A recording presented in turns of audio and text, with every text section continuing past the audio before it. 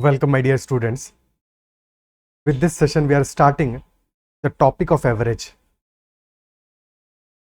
Another very important topic of arithmetic and also a measure of central tendency. So, what is average by definition? By definition, average is defined as sum of all observations or values of data points divided by number of observations. For example, हमने numbers लिए, okay, you can join the Telegram channel Mathological and can also subscribe to the YouTube channel अगर अब तक subscribe नहीं किया है तो. Okay, so average is sum of all observations divided by number of observations. Let us say हमने तीन numbers लिए 25, 35 and 60 and we need to find out their average. ठीक है, इनका हमें average find out करना है. तो average will be equal to sum of these numbers which will be 25 plus 35 plus 60 divided by 3, which is 60 plus 35, 95 plus 25, 120 by 3. यानी कि average हमारा आ गया 40 of these numbers. Now relevance क्या है इस एवरेज का? Average is one of the measures of central tendency. What do we mean by measures of central tendency? For example, जब हम एक सर्कल लेते हैं तो हम सर्कल को कैसे डिफाइन करते हैं? सर्कल का एक सेंटर होता है और एक रेडियस होती है. तो लेट अस से this is the centre and this is radius.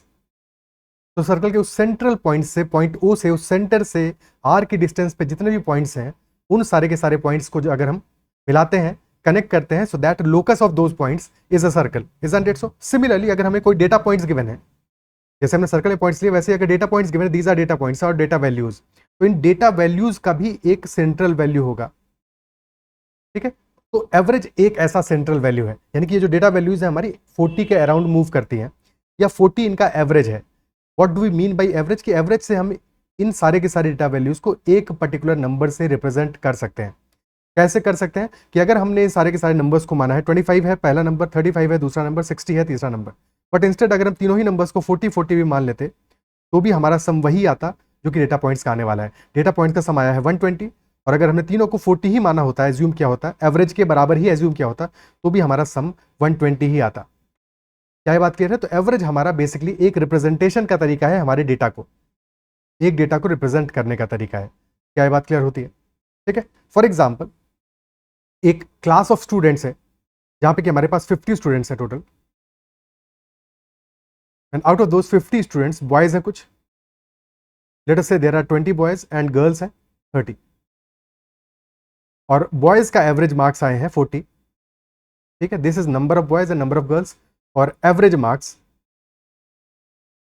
Boys के आए हैं 40 और गर्ल्स के एवरेज मार्क्स आए हैं 30. तो यहाँ पे हमने टोटल नंबर ऑफ बॉयज 20 है और जबकि उनका एवरेज 40 है. तो यहाँ पे एक ही नंबर से हमने 20 जो बॉयज हैं उनके अलग अलग स्कोर रहा होगा, सबका स्कोर डिफरेंट रहा होगा, बट हमने सारे के सारे स्कोर को कलेक्ट करके उनका एवरेज लिया और उस एवरेज वैल्यू से उन 20 बॉयज का टोटल जो हमने वो रख दिया उस एक नंबर से. सिमिलरली गर्ल्स के लिए भी यही किया हमने. गर्ल्स के अलग अलग मार्क्स आए होंगे सारे 30 गर्ल्स के, बट हमने लिया उनका एवरेज और उस एवरेज वैल्यू से रिप्रेजेंट कर दिया गर्ल्स के सारे मार्क्स को. क्या ये बात क्लियर होती है? ठीक है. सो ये एवरेज हमारा एक रिप्रेजेंटेशन का तरीका है, एक रिप्रेजेंटेशन का तरीका है जहां से कि हम एक पर्टिकुलर नंबर से जो सारे के सारे हमारे डेटा पॉइंट्स हैं उनको हम रिप्रेजेंट करते हैं. क्या ये बात क्लियर होती है? अब एवरेज निकालने के कुछ स्मार्ट अप्रोचेस को भी समझते हैं. फॉर एग्जाम्पल, लेट अस से हमें नंबर्स गिवन है 39, 43, 51, 62, 28. अभी हमें 5 नंबर्स गिवन है और हमें इनका एवरेज फाइंड आउट करना है. एक तो तरीका हो सकता है हम इनका सम लें, इन सारे के सारे नंबर्स का सम लें और सम को डिवाइड कर दें total number of data points. Total number of data points तो हमारे 5 हैं और सम क्या आएगा? 39 प्लस 43 दैट इज 82, 82 प्लस 51 123, 133, और 133 प्लस 62 195 प्लस 28 यानी कि 223 नंबर आ गया हमारा. और 223 डिवाइड बाई 5 करेंगे, जब भी 5 से डिवाइड करना हो मल्टीप्लाई बाई 2 डिवाइड बाई 2 कर दो, तो this number will be 446 divide by 10 यानी कि 44.60 इज आवर एवरेज वैल्यू. ये तो हो गया कन्वेंशनल तरीका, जिससे कि हमने सारी वैल्यूज का सम लिया और फिर उसके बाद में डिवाइड कर दिया टोटल नंबर ऑफ ऑब्जर्वेशन से और हमारा आंसर आ गया एवरेज का। सेकंड मेथड क्या हो सकता है कि हम डेविएशन का इस्तेमाल करें, डेविएशन का इस्तेमाल करें। और डेविएशन का यूज करने के लिए what will be doing, will be assuming an average value. कोई भी एक एवरेज वैल्यू हम एज्यूम कर लेंगे, और बेटर होगा कोई भी मिडिल वैल्यू एज्यूम कर लें। एवरेज के लिए हम कोई भी वैल्यू जो हमें लग रहा है अप्रोक्सीमेट एवरेज के आसपास होगा। फॉर एग्जांपल हमारी जो वैल्यूज हैं वो 28 स्मॉलेस्ट वैल्यू है और 51 62 लार्जेस्ट वैल्यू है। 28 मिनिमम वैल्यू है, 62 मैक्सिमम वैल्यू है। तो हमारा जो एवरेज है इन दोनों के बीच में ही होगा। ठीक है, एवरेज इन दोनों के बीच में ही होगा। तो एवरेज हमेशा, because average is always between minimum and maximum, क्योंकि हम सारी की सारी वैल्यूज को ऐड करके divide by total number of observations करेंगे। Average is always between minimum and maximum value, smallest और लार्जेस्ट वैल्यू के बीच में लाई करेगा। तो हम बीच का कोई भी एक वैल्यू को एज्यूम कर लेते हैं अपना एवरेज। लेट अस से हम एज्यूम करते हैं कि 43 हमारा एवरेज है। तुम कोई भी नंबर एज्यूम कर सकते हो, कोई भी फर्क नहीं पड़ेगा। तुम चाहो तो 28 को एज्यूम कर लो तो भी कोई प्रॉब्लम नहीं है। ठीक है, हमने 43 को एज्यूम किया, 43 हमारा एवरेज है। अब हम देखेंगे कि कौन सा नंबर हमारा 43 से बड़ा है, कौन सा छोटा है। जो स्मॉलर नंबर्स हैं उनका डेविएशन निगेटिव साइन के साथ में लिखेंगे। फॉर एग्जाम्पल 43 से 39 4 छोटा है तो डेविएशन लिखेंगे -4, बिकॉज 43 - 4 इज 39। सिमिलरली 43 से 51 8 बड़ा है तो डेविएशन लिखेंगे +8। 62 19 बड़ा है, डेविएशन लिखेंगे +19। और 28 हमारा 15 छोटा है, डेविएशन लिखेंगे -15। अब जितने निगेटिव डेविएशन हैं उनको अलग से ऐड कर लो, जितने पॉजिटिव डेविएशन हैं उनको अलग से ऐड कर लो। तो हमारा पॉजिटिव डेविएशन कितना आ रहा है, +8 + 19, यानी कि समेशन आया है +27। और निगेटिव डेविएशन से -15 एंड -4 यानी कि -19। तो +27 - 19 यानी कि नेट में डेविएशन आया है +8 का। +8 का डेविएशन आया है 43 से। ठीक है, और टोटल नंबर ऑफ नंबर्स हमारे कितने हैं, 5 है। तो 43 तो हमने एवरेज पहले ही माना हुआ था, और एक्स्ट्रा डेविएशन हमारा है +8 का, और टोटल नंबर ऑफ ऑब्जर्वेशन 5 है। तो 8 को 5 से डिवाइड कर दोगे, बिकॉज 43 हमारा एवरेज है, डेविएशन आया है +8 का। और क्योंकि 5 नंबर्स हैं, ये डेविएशन सम का डेविएशन है, सम का डेविएशन है कि नहीं। और हमारा एवरेज का डेविएशन डिवाइडेड बाई n होगा, डिवाइडेड बाई n होगा, यानी कि 8/5 होगा। तो हमारा एवरेज आ जाएगा 43 + 1.6 विच इज 44.6। क्या ये बात समझ में आती है, क्लियर होती है बात? ठीक है, अब कई लोगों के दिमाग में डाउट हो सकता है कि ऐसा कैसे आया, तो उस बात को भी हम समझ लेते हैं यहाँ पे, और उसके बाद में फिर प्रॉपर्टीज पे चलेंगे, क्योंकि उसके बाद प्रॉपर्टीज तुमको ज़्यादा आसानी से समझ में आएंगी। ठीक है, यही नंबर्स को लेते हैं और देखते हैं कि ऐसा क्यों हुआ। नंबर्स हमारे 39, 43, 51। पेशेंस से बने रहना, हर बात को ध्यान से समझना। इस पार्ट को स्किप कर दोगे तो आगे जब अच्छे क्वेश्चंस आएंगे तो वहाँ पे तुमको प्रॉब्लम फेस होगा, बट यही पार्ट समझ जाओगे तो आगे कितना भी मुश्किल क्वेश्चन क्यों ना आए, तुम्हें अगर फंडामेंटल्स क्लियर है तो फिर तुम्हें कभी भी दिक्कत नहीं आएगा। Then 62 and 28। मैं बिल्कुल भी तुमको इस तरह से नहीं पढ़ा रहा हूँ कि काम चलाऊ तरीके से पढ़ा दिया। ठीक है, बिकॉज फ्री का सेशन है तो कैसे ही पढ़ा दो और आगे कुछ क्वेश्चन डिस्कस कर दो और मजा आ जाए तुमको। ठीक है, उससे पर्पज सॉल्व नहीं होगा ना। पर्पज तो तभी सॉल्व होगा जब तुम्हें सारी की सारी बातें समझ में आए, सारी चीज़ें वैसे ही समझ में आए जैसे आनी चाहिए, और फिर तुम उनको जो भी अच्छे क्वेश्चन आए उनको तुम प्रॉपरली हैंडल कर सको और तुम्हारा कॉन्फिडेंस भी इंक्रीज करे। ठीक है, सो बेसिकली हमने एज्यूम किया था अपना एवरेज 43 को। ठीक है, तो ऐसे मान लो कि हम सारे जगहों पे हमने 43 लिख दिया सारे नंबर्स के नीचे, बट हमको भी पता है कि नंबर्स हमारे 43 तो है नहीं, कोई नंबर 39 है, कोई नंबर 51 है, कोई नंबर 62 है। तो अब अगर हमें 39 बनाना है तो 43 में सब्ट्रैक्ट करेंगे कितना, हमें सब्ट्रैक्ट करना पड़ेगा 4। 43 से 43 बनाना है तब तो फिर 0 ही है, 0 ऐड करो, 0 सब्ट्रैक्ट करो, फर्क नहीं पड़ता। 51 बनाने के लिए 8 ऐड करेंगे, 62 बनाने के लिए 19 ऐड करेंगे, और 28 बनाने के लिए 15 सब्ट्रैक्ट करेंगे। क्लियर है? अब जब भी हम एवरेज लेते हैं तो एवरेज हमारा क्या आता है, average value is sum of all observations divided by number of observations, sum divided by n। यानी कि हम इन सारी वैल्यूज का सम लेते हैं, इनके बजाय हम यहां पे सम ले लें, कोई दिक्कत? ठीक है, तो जैसे ही हम यहां पे सम लेते हैं तो हमारा एवरेज आ जाएगा 43 - 4 + 43 + 0 + 43 + 8 + 43 + 19 और +43 - 15 and this divided by total number तो 5 ही है, डिवाइड बाई 5 करोगे। अब ये 43 तुम्हारा कितने बार आ रहा है, 5 टाइम्स आ रहा है, इसको सेपरेट कर लो। तो दिस विल बिकम 43 × 5 और प्लस ब्रैकेट में आएगा -4 + 0 + 8 + 19 - 15 एंड दिस डिवाइडेड बाई 5। तो 43 × 5/5, ये तो 43 आ जाएगा बाहर, ये 5/5 तो 1 ही हो जाएगा, और बच जाएगा तुम्हारा नेट डेविएशन। नेट डेविएशन ही तो बचेगा, -4 + 8 + 19 -15 डिवाइडेड बाई 5। तो ये क्या है ultimately, this is your net deviation. तुम कोई भी नंबर मानोगे यही कहानी एंड में आएगा। तो हम स्ट्रेट अवे क्या करते हैं, हम कोई भी नंबर एज्यूम कर लेते हैं और फिर नेट डेविएशन से अपना एवरेज कैलकुलेट कर लेते हैं। क्या ये बात समझ में आती है? ठीक है। तो जब भी हमने कोई भी एक नंबर को एज्यूम किया और फिर हमें चेंज देखना है, चेंज एवरेज में कितना आएगा। हमने एक एवरेज को एज्यूम किया, ठीक है, एवरेज लेटेस्ट से हमने एज्यूम किया है 43 को तो अपना एवरेज एज्यूम किया। अब जो बचा हुआ हमारा चेंज है, चेंज क्या है, एवरेज में चेंज डेल्टा ए, कि हमारा एक्चुअल एवरेज क्या होगा, क्योंकि ये तो एज्यूम्ड एवरेज था।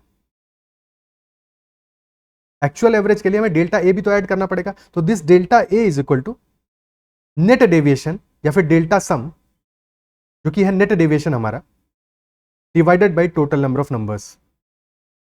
ठीक है, इस बात को भी नोट करके रखना अलग से, क्योंकि जब हम आगे रिप्लेसमेंट वाले, जब हम एडिशन करेंगे, कोई नया स्टूडेंट ऐड हुआ, कोई स्टूडेंट को हमने रिमूव किया, कोई टीचर को ऐड किया, वगैरह वगैरह जो क्वेश्चंस आते हैं, जब अच्छे क्वेश्चंस करेंगे तो वहां पे इस कॉन्सेप्ट को फिर से एक बार यूज करेंगे कि हमारा एवरेज में जो चेंज आता है that is equal to sum में change divided by total number of observation या टोटल नंबर ऑफ स्टूडेंट्स या पर्संस। क्लियर है? ठीक है, तो delta A is equal to delta sum divided by N. यहां तक बात समझ में आती है? ठीक है, आगे बढ़ते हैं। Next is weight average, concept of weight average का।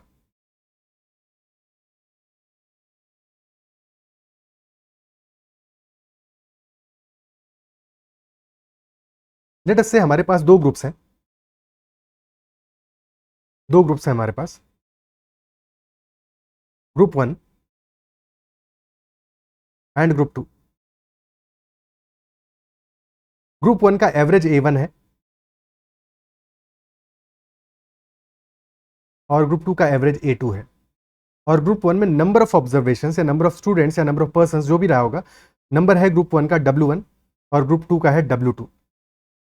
ओके, ये जो नंबर है ये ही वेट है उस पर्टिकुलर ग्रुप का।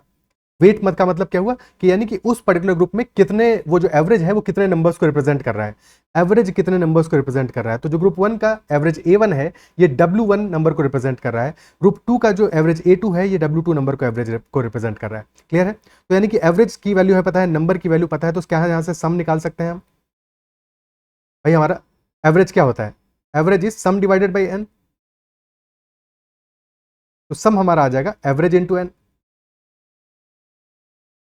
है कि नहीं?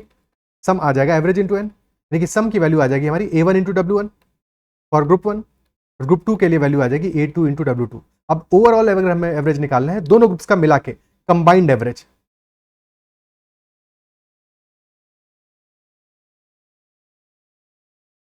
तो combined average will be equal to total sum of both the groups divided by total number, और टोटल सम हमारा आएगा A1W1 प्लस A2W2 और टोटल नंबर आएगा W1 प्लस W2। इसी को हम कहते हैं वेट एवरेज, यानी कि हमने एवरेज को उसके रिस्पेक्टिव वेट से मल्टीप्लाई किया और फिर डिवाइड किससे कर रहे हैं, डिवाइड कर रहे हैं दोनों के रिस्पेक्टिव वेट के समेशन से, सम से। क्या ये बात समझ में आती है? ठीक है, अब इसके लिए एक एग्जांपल लेते हैं, वहां से ये चीजें और बेटर क्लियर हो जाएगा। फॉर एग्जांपल हमने एक नंबर लिया, ऑलरेडी जो डेटा हम ले चुके हैं उसी डेटा की बात करते हैं कि हमारा एक स्कूल है, स्कूल में बॉयज हैं और गर्ल्स हैं। डेटा से 20 बॉयज हैं और 30 गर्ल्स हैं। ठीक है, सो ये नंबर हो गया। हमने एग्जाम्पल में नंबर लिखा था सेकंड रो में, बट अभी फर्स्ट रो में लिख दिया है। ठीक है, और एवरेज मार्क्स इनके सेकंड रो में लिख देते हैं। एवरेज मार्क्स क्या होंगे, बॉयज़ के मान लेते हैं, लेट अस से बॉयज़ के मार्क्स मान लेते हैं 40 और गर्ल्स के मार्क्स मान लेते हैं 30। क्लियर? ठीक है, तो सम क्या आ जाएगा हमारा, सम ऑफ मार्क्स ऑफ बॉयज़ क्या आएगा, 20 इंटू 40 विच इज़ 800, और गर्ल्स के ये वैल्यू आ जाएगा 30 इंटू 30 विच इज़ 900। तो हमारा टोटल कंबाइंड एवरेज आ जाएगा 800 plus 900 this divided by total number of students, और नंबर ऑफ स्टूडेंट्स टोटल कितना होगा, 20 प्लस 30, तो this will B 1700 divided by 50, 0 से गया 0, 170 बाई 5 आ जाएगा 34, यानी कि हमारा कंबाइंड एवरेज आ गया 34। क्या ये बात क्लियर है? ठीक है, अब यहाँ से दो चार बातें और समझते हैं।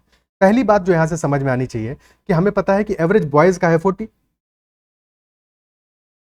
बॉयज़ का एवरेज 40 है, गर्ल्स का एवरेज 30 है। और जो हमारा ओवरऑल एवरेज होगा वो 40 से 30 के बीच में होगा। यानी ये जो एवरेज का वैल्यू हमारा है 34, ये 30 से बड़ा होना चाहिए और 40 से छोटा होना चाहिए।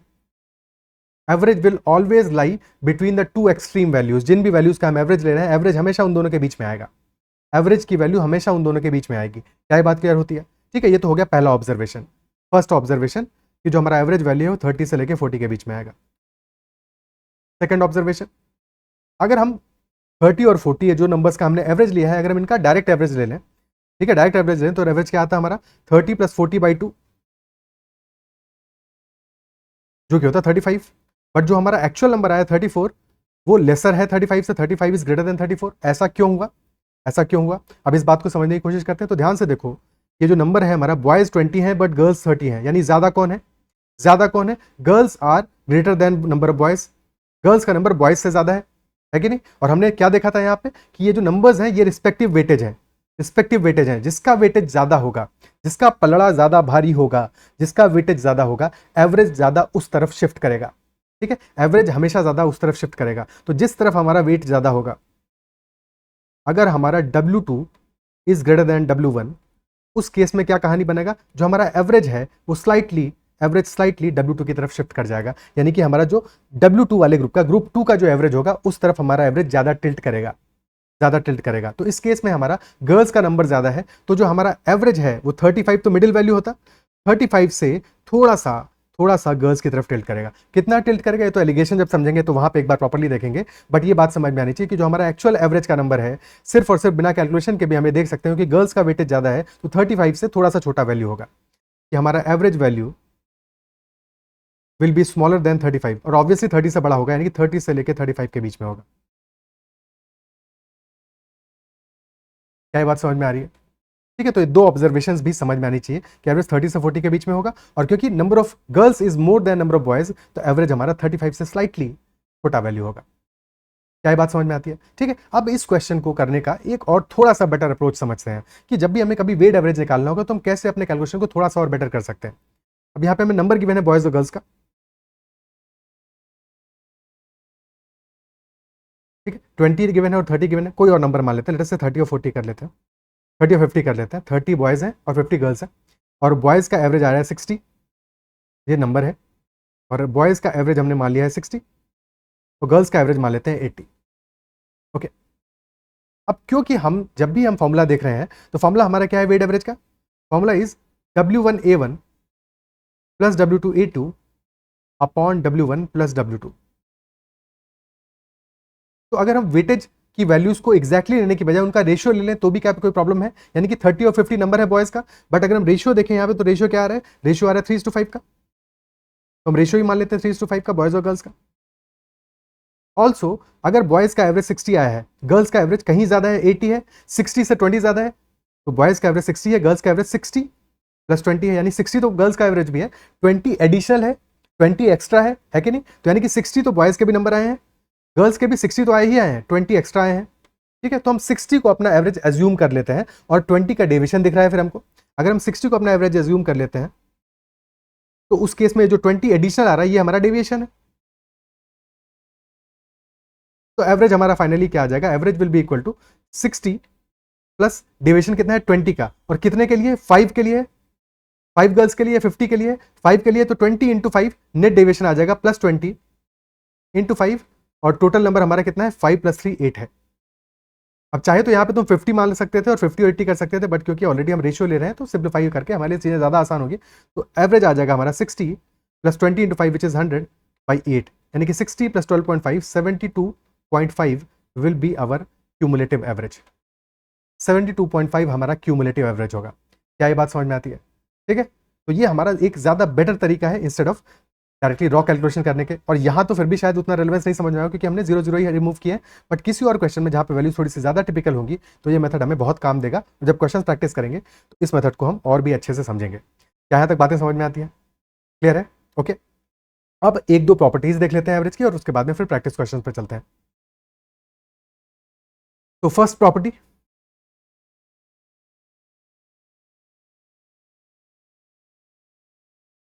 लेट अस से जो भी हमें नंबर्स दिए गिवन है, जैसे हमें नंबर्स गिवन हो मान लो 25 30 40 60 और 70, ये नंबर्स हमें गिवन है।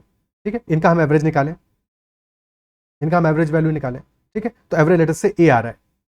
अब हमने क्या किया, इन सारे के सारे नंबर्स में 5 और एडिशनली ऐड कर दिया। 5 सारे के सारे नंबर्स में हमने 5 एडिशनली ऐड कर दिया। तो हमारा ऑलरेडी इन नंबर्स का एक सम है, वो कितना है इससे हमें फर्क नहीं पड़ता। एवरेज क्या है, average is equal to sum divided by total number of observations. हमें ये देखना है कि नया एवरेज क्या आएगा। तो नया एवरेज का मतलब क्या हुआ कि जो इनिशियल एवरेज था हमारा, new average will be equal to initial average का value plus change in average यानी डेल्टा ए। और हमें पता है डेल्टा ए क्या होता है, change in sum divided by total number. और चेंज इन सम कितना आएगा, 5 हमने ऐड किया है और सारे के सारे n नंबर्स में ऐड किया है। ठीक है, यहाँ तो 5 लिखे हुए हैं बट n नंबर्स में ऐड किया है, इजंट इट सो। तो बेसिकली डेल्टा ए हमारा क्या आ जाएगा, प्लस 5 जो कि हमने ऐड किया है हर एक नंबर में, टोटल n नंबर्स में ऐड किया है, divided by total numbers n by n। तो यानी कि हमारा डेल्टा ए विल बी +5। यानी कि अगर हम सारे के सारे नंबर्स में सेम नंबर ऐड करते हैं तो हमारा एवरेज भी उसी नंबर से इंक्रीज कर जाएगा, यानी कि new average will B a +5। क्या ये बात क्लियर होती है? ठीक है, यही सेम चीज तब भी काम करेगी जबकि हम सारे नंबर्स में कोई एक नंबर डिक्रीज कर रहे हैं। तो लेट अस से एवरेज हमारा a है और हमने सारे के सारे नंबर्स में भी डिक्रीज्ड ऑल वैल्यूज बाई 3। तो नया एवरेज आ जाएगा हमारा, new average will B a -3। This will be our new average. Clear? This is the first property. अगर हम सेम डिक्रीज कर रहे हैं, अगर सेम के बजाय कोई और नंबर डिक्रीज कर रहे होंगे तो फिर हमें उन नंबर्स का सम लेना पड़ेगा, नए वाले नंबर्स का, और उसके अकॉर्डिंग डिवाइड बाई n करके हम चेंज इन एवरेज निकाल लेंगे, तब भी कोई प्रॉब्लम नहीं है। वैसे क्वेश्चन भी डिस्कस करेंगे। सेकंड होता है कि लेट अस से हमने सारे के सारे नंबर्स को एक नंबर से मल्टीप्लाई किया। कि नंबर्स हमारे थे कुछ नंबर्स जिनका कि एवरेज ए था, ठीक है, कुछ ऑब्जर्वेशन थे जिनका कि एवरेज हमारा ए था, और हमने सारे के सारे नंबर्स को के से मल्टीप्लाई किया, मल्टीप्लाइड बाई के। अगर सबको के से मल्टीप्लाई किया है तो जो हमारा न्यू एवरेज होगा that will be old average into के।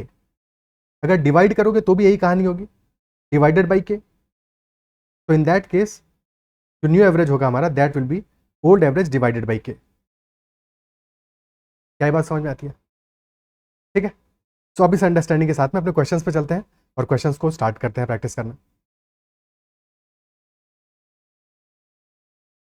अगर सेशन पसंद आ रहा है तो उसको अब तक लाइक नहीं किया है तो जरूर से लाइक कर देना। अगर अब तक चैनल को सब्सक्राइब नहीं किया है तो जरूर कर लेना। साथ में टेलीग्राम पे भी ज्वाइन कर सकते हो, चैनल मैथोलॉजिकल।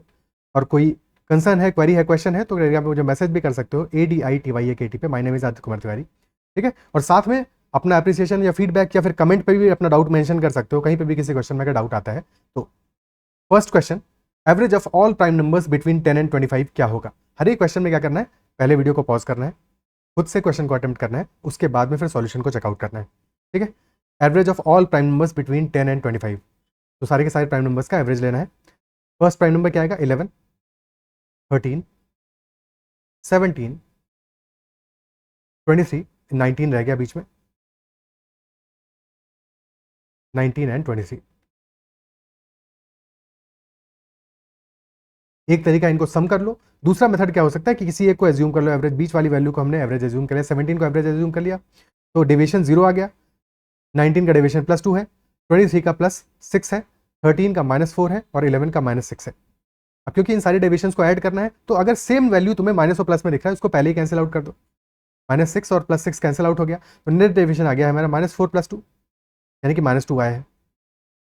तो एवरेज हमारा हो जाएगा एज्यूम्ड एवरेज 17 - 2/5, क्योंकि टोटल नंबर्स हमारे 5 हैं तो this will be 17 - 0.4 and hence 16.6। ये हमारा एवरेज का वैल्यू आ जाएगा विच इज ऑप्शन सी,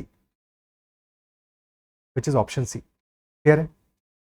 ठीक है, next question, find the average of the numbers 219, 243, 168, 194, 205, 221 and 189। अब चाहो तो इनमें से किसी एक नंबर को एवरेज एज्यूम करो या फिर तुम देख सकते होगे कि जो सारे के सारे नंबर्स हमारे रिटर्न है 219, 243, 168, 194, 205, 221 एंड 189, ये सारे के सारे नंबर्स हमारे 200 के आसपास हैं और 200 सबसे कन्वीनियंट नंबर है एवरेज एज्यूम करने के लिए। तो हम 200 को एवरेज अपना एज्यूम कर लेते हैं। एज्यूम्ड एवरेज हमारा हो गया 200।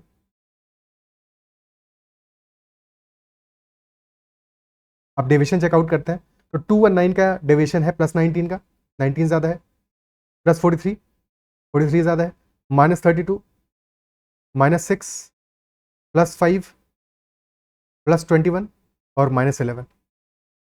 ठीक है, अब प्लस वालों को सेपरेटली ऐड करते हैं, माइनस वालों को सेपरेटली ऐड करते हैं। ठीक है, ऑल्सो यहाँ पे दिख रहा है -32 एंड -11 जो कि -43 आ रहा है, तो ये सीधे सीधे कैंसिल आउट हो रहा है, कैंसिल आउट कर देते हैं, जितना कैंसिल हो जाए उतना ज़्यादा आसान है। 19 + 5 24 + 21 प्लस का 45 -6, यानी कि नेट में डेविएशन आ रहा है हमारा +39। तो एवरेज आ जाएगा, assumed average 200 plus delta A, और डेल्टा ए हमारा कितना आ रहा है, net deviation 39 divided by number of observations which are 1 2 3 4 5 6 7 divided by 7, यानी कि ये वैल्यू आ रहा है 200 प्लस 7 5 35, 5 एंड 4/7, 4/7। अब तक 4/7 के बारे में तो जान गए होगे, परसेंटेज का अगर सेशन कर चुके हो 4/7 कितना होगा, ये होता है 57.14%, बट परसेंटेज में नहीं, हमें डेसिमल में चाहिए, तो डेसिमल में दिस वैल्यू विल बी 0.5714, यानी कि एवरेज हमारा आ जाएगा 205.57। This will be the answer. Is that clear? ठीक है, ओके, 205.57 हमारा इस क्वेश्चन का आंसर हो जाएगा। नेक्स्ट क्वेश्चन देखते हैं। The average of largest and the smallest three-digit numbers formed by 0, 2 and 4 would be what? Very easy question. 0, 2 और 4 से हमें दो नंबर्स बनाने हैं, एक तो स्मॉलेस्ट जो नंबर बनेगा और दूसरा जो लार्जेस्ट नंबर बनेगा। इंपॉर्टेंट ये है दोनों ही हमारे 3 डिजिट नंबर्स होने चाहिए। ठीक है, दोनों ही 3 डिजिट नंबर्स होने चाहिए, और आइडियली ऐसा मेंशन होना चाहिए था, बट नहीं भी मेंशन है तो ऐसे क्वेश्चन में, क्योंकि तीनों ही हमारे डिजिट्स डिफरेंट है, 3 डिजिट नंबर ही बनाना है, तो रेपिटेशन अलाउड नहीं होगा, हर एक नंबर को हम एक बार ही यूज करेंगे। ठीक है, ओके, आइडियली मेंशन होना चाहिए था कि रिपीटिशन होगा कि नहीं होगा, बट 3 डिजिट नंबर है, 3 ही डिजिट्स गिवन है, तो हमारा रिपीटिशन अलाउड नहीं करेंगे। सबसे छोटा नंबर हमारा क्या बनेगा, 024 बनता, बट 024 एक 3 डिजिट का नंबर नहीं होगा ना, 3 डिजिट का नंबर नहीं होगा, इसलिए ये हमारा सबसे छोटा नंबर नहीं होगा। सबसे छोटा नंबर हमारा क्या आएगा, जिसमें कि जो सबसे छोटी डिजिट है जो लेफ्ट हैंड साइड पे आ सकती है, 0 नहीं आ सकता है, तो यानी कि 204, this will be our smallest number. ठीक है, लार्जेस्ट में सबसे बड़ी डिजिट जो लेफ्ट हैंड साइड पे आएगी, यानी कि लार्जेस्ट डिजिट जो कि लेफ्ट हैंड साइड पे आएगी 4, और फिर डिक्रीजिंग ऑर्डर में रख दोगे 420, this will be our largest number. दोनों का समेशन आ जाएगा 420 + 204, that is 624, this is sum. But question में हमसे सम नहीं पूछा है, क्वेश्चन ने पूछा है average of the largest and smallest. Average हमारा कितना आएगा, 624 डिवाइडेड बाई 2, बिकॉज दो ही नंबर्स हैं, तो 312 हमारा इस क्वेश्चन का आंसर होगा, 312। Okay, Kapil receives following scores in his English test: 91, 84, 98 and 79. If his average score in 5 tests is 90, then what was his score in the 5th test? 5th test में उसका score क्या रहा होगा, जबकि हमें average score given है that is 90। नहीं पता हमें क्या रहा होगा 5th टेस्ट में, लेटेस्ट मान लेते हैं, एज्यूम कर लेते हैं x रहा होगा। पहले x एज्यूम करके करते हैं, उसके बाद में बिना x के इस क्वेश्चन को सॉल्व करेंगे। ओके, तो अगर x रहा होगा 5th टेस्ट में एवरेज, यानी कि सम क्या रहा होगा, टोटल सम, एवरेज का फॉर्मूला अप्लाई कर दो। एवरेज क्या होगा, सम ऑफ ऑल ऑब्जर्वेशन, यानी कि 91 plus 84 plus 98 plus 79 plus x, और नंबर ऑफ ऑब्जर्वेशन है 5, तो डिवाइडेड बाई 5, और ये एवरेज आया equal to 90, equal to 90। Sum इन वैल्यूज का क्या है, 91 plus 79, that is 90 plus 80, 170, 170 plus 84, 254, 254 plus 98, 352, तो 352 plus X is equal to 90 into 5, 450, और यहाँ से x की वैल्यू आ जाएगी 450 माइनस 352 विच इज 98। तो अवर 5th नंबर, 5th टेस्ट का स्कोर विल बी 98। क्या ये बात क्लियर है? ठीक है, ओके, ये तो एक तरीका होगा इस क्वेश्चन को सॉल्व करने का।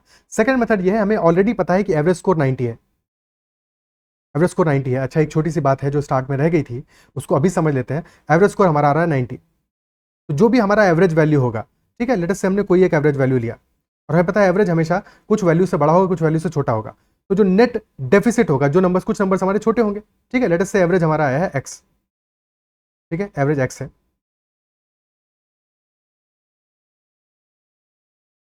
a मान लेते हैं एवरेज को, और कुछ नंबर्स हैं हमारे a, b एंड c जो कि एवरेज से छोटे हैं, these are smaller than average, और कुछ नंबर्स हैं हमारे d, e और f जो कि एवरेज से बड़े हैं। तो जो नेट डेफिसिट होगा और जो नेट सरप्लस होगा, डेफिसिट उन नंबर्स के लिए जो कि छोटे होंगे और सरप्लस उन नंबर्स के लिए जो कि बड़े होंगे, यानी नेट डेविएशन दोनों का जो एडिशन होगा that will always be equal to zero. जब हमारा एक्चुअल एवरेज से हम देखेंगे तो net deficit plus net surplus हमारा जीरो आएगा। यही तो हम डेविएशन मेथड में यूज कर रहे हैं बार बार, ठीक है। सो इस प्रॉपर्टी को हमेशा याद रखना है। क्या ये बात क्लियर है? ठीक है, तो इसी प्रॉपर्टी का हम अभी इस्तेमाल करेंगे कि जो नेट डेफिसिट है, यानी कि जो नंबर हमारे 90 से छोटे हैं, और नेट सरप्लस यानी कि जो बड़े हैं, नेट डेविएशन हम टोटल जीरो कर देंगे और उससे अपने इस क्वेश्चन को सॉल्व करेंगे, ठीक है। तो नंबर्स हमारे हैं 91, 84, 98, 79 और टेस्ट नंबर 5 के नंबर हमें पता लगाने हैं। 90 हमारा एक्चुअल एवरेज है, तो एक्चुअल एवरेज से डिवीजन चेक कर लो। 91 का कितना है? 91 का है +1, 84 का है -6, 98 का है +8 और 79 का है -11, यानी कि नेट डिवीजन कितना आया? +9 -17, यानी कि -8 डेविएशन आया है, जबकि हमें डेविएशन चाहिए कितना? डेविएशन होना चाहिए 0। तो अगर -8 डेविएशन आया है इन चार नंबर्स का, यानी कि पांचवें नंबर का डेविएशन +8 होना चाहिए, फिफ्थ नंबर का डेविएशन +8 होना चाहिए, तभी तो ये सम 0 आएगा, सम ऑफ डेविएशंस, तभी तो 0 आएगा। And if that is so, तो एवरेज से 8 ज्यादा होना चाहिए इस नंबर को, यानी कि this number should be 90 + 8 which is equal to 98। This number should be 90 + 8 which is equal to 98। तो हमारा कैलकुलेशन आसान हो जाता है इस मेथड से, और अप्रिशिएट कर पा रहे होगे इस बात को समझ पा रहे होगे। क्लियर है? ठीक है। सो हम इस मेथड को ही इस्तेमाल करेंगे इंस्टेड ऑफ फॉर्मूला अप्लाई करने के। डेविएशन को 0 कर देंगे, नेट डेविएशन 0 कर देंगे और उससे अपना क्वेश्चन सॉल्व कर लेंगे। अगला क्वेश्चन करते हैं। The average of x numbers is y square, average of y numbers is x square, तो average of all the numbers taken together क्या होगा? x numbers का एवरेज है y स्क्वायर, y numbers का एवरेज है x square, यानी कि wait average निकालना है एक तरह से हमें, ठीक है। तो टोटल एवरेज क्या आएगा? Total sum divide by total number of numbers, और टोटल सम क्या आएगा? x नंबर्स का अगर एवरेज y स्क्वायर है तो सम क्या होगा? x into y square. Similarly y numbers का एवरेज x स्क्वायर, तो सम आ जाएगा y इंटू एक्स स्क्वायर, और टोटल नंबर्स कितने होंगे? x प्लस वाई, न्यूमरेटर में x y common, x into y common आ जाएगा, बच जाएगा y प्लस एक्स, और डिनोमिनेटर में भी आएगा x प्लस वाई, तो y प्लस एक्स से x plus y cancel out हो जाएगा, बचने वाला है सिर्फ एक्स वाई, यानी कि x इंटू वाई, यही हमारा एवरेज वैल्यू आ जाएगा। क्लियर है? ठीक है। और क्योंकि x और y ये दोनों नंबर्स का नंबर था, तो ये कभी भी जीरो तो होना नहीं है, जीरो नहीं होना है, ठीक है। तो इजीली कैंसिल आउट कर सकते हैं इसको, कोई प्रॉब्लम नहीं है, ये जीरो तो नहीं हो सकता है, क्योंकि जब भी हम कभी भी कैंसिल आउट कर रहे होंगे नंबर्स को अलजेब्रा में स्पेशली, तो वहाँ पे ये चीज़ ध्यान देना पड़ेगा कि वो जीरो नहीं होना चाहिए जिसको हम कैंसिल आउट कर रहे हैं। ओके। और वैसे भी डिनोमिनेटर में अगर जीरो आ जाएगा तो अनडिफाइंड हो जाएगा मामला, बट यहाँ पे इस क्वेश्चन में वैसा कोई प्रॉब्लम नहीं है, हमारा एवरेज आ जाएगा X into Y. Okay, next question देखते हैं। If the average of x and 1/x, जहाँ पे कि x एक नॉन जीरो नंबर है, बिकॉज 1/x को डिफाइंड होना चाहिए, तो x को जीरो नहीं होना चाहिए, तो x और 1/x का जो एवरेज है दैट इज m, तो x स्क्वायर और 1/x स्क्वायर का एवरेज क्या आएगा? यानी कि x plus 1/x divided by 2, यही तो एवरेज होगा। This is equal to m, and if this is equal to m, x plus 1/x हमारा आ जाएगा 2 टाइम्स m। हमें एवरेज चाहिए x स्क्वायर का और 1/x स्क्वायर का। अभी ऑलरेडी हमारे पास क्या है? x और 1/x है, तो यानी कि सबसे पहला काम करना है, इनको स्क्वायर करते हैं। स्क्वायर करोगे बोथ साइड्स को, तो x प्लस 1/x का होल स्क्वायर आ जाएगा X square plus 1/x square plus 2 into X into 1/x। Basically a plus B का होल स्क्वायर हम यूज कर रहे हैं, a प्लस बी का whole square is a square plus B square plus 2ab, and that is equal to 2m का whole square which is 4m square. ठीक है, 2m का whole square which is 2 square into m square, यानी 4m square. अब x into 1/x तो 1 ही हो जाएगा effectively, क्योंकि x से x कैंसिल आउट हो जाएगा, तो रिजल्ट आ गया हमारा X square plus 1/x square plus 2 is equal to 4m square, यानी कि X square plus 1/x square is equal to 4m square minus 2। हमें चाहिए इन दोनों वैल्यूज का एवरेज, यानी कि डिवाइड बाई 2 कर देंगे दोनों साइड पे, तो रिजल्ट हमारा एवरेज आ जाएगा 2m square minus 1। This will be our answer, 2m square minus 1 will be the answer. Clear है? ओके, आगे बढ़ते हैं। Next question, average of 3 to the power 30, 3 to the power 40 and 3 to the power 50 क्या होगा? Average will be equal to sum of all observations divided by total number of observations. Sum क्या आएगा? 3 to the power 30 plus 3 to the power 40 plus 3 to the power 50 divided by कितनी observation है? 3 observation है, divide by 3 कर दोगे। अब 3 ऊपर वाले ऊपर भी सारी की सारी पावर 3 की हैं, तो 3 हम कॉमन ले सकते हैं, बट अगर हम कॉमन लेंगे तो मतलब क्या हुआ, 3 टू द पावर 30 का मतलब क्या हुआ, this is 3 to the power 1 multiplied 30 times, है कि नहीं।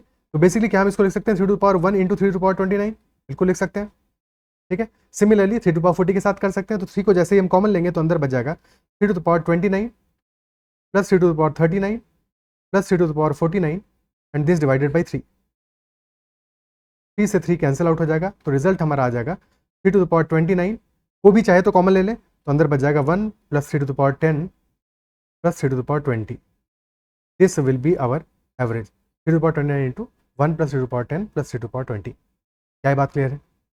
ठीक है, इसी को अलग फॉर्मेट में ऑप्शन में लिखा हो सकता है, तो उस फॉर्मेट का ध्यान देना है। क्लियर? ठीक है, कि स्टेट अवे ऐसा लिखा होगा तो ये भी आंसर है, ये भी आंसर है, दोनों एक ही बात है, एक ही बात को कहने के अलग अलग तरीके हैं। Next question, in an office there are managers and workers, एक ऑफिस में मैनेजर्स भी हैं वर्कर्स भी हैं, average salary of managers and workers is ₹8,000, तो ओवरऑल एवरेज हमें गिवन है ₹8,000 ओवरऑल एवरेज है।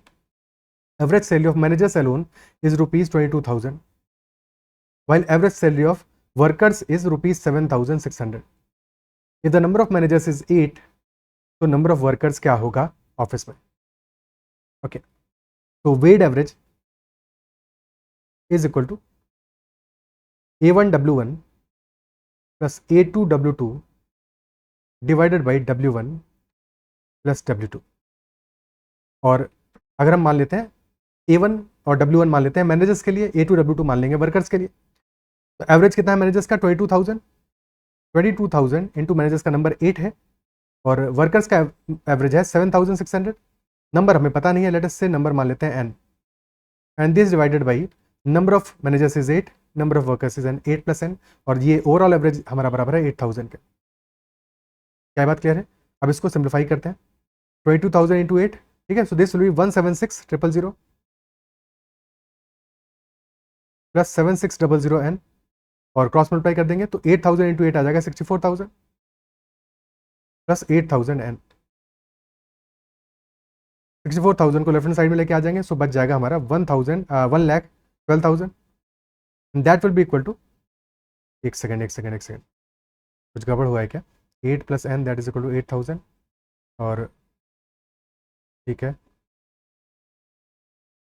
प्लस 8,000 है, हाँ ठीक है, so this will be equal to 400n, 400n हो गया, 2 जीरो से 2 जीरो हमने कैंसिल आउट कर दिया, तो n हमारा आ जाएगा 1120 डिवाइडेड बाई 4, ठीक है, डिवाइड बाई 4, तो ये जाएगा 4280, यानी कि n हमारा 280 आ जाएगा, तो देयर विल बी 280 वर्कर्स,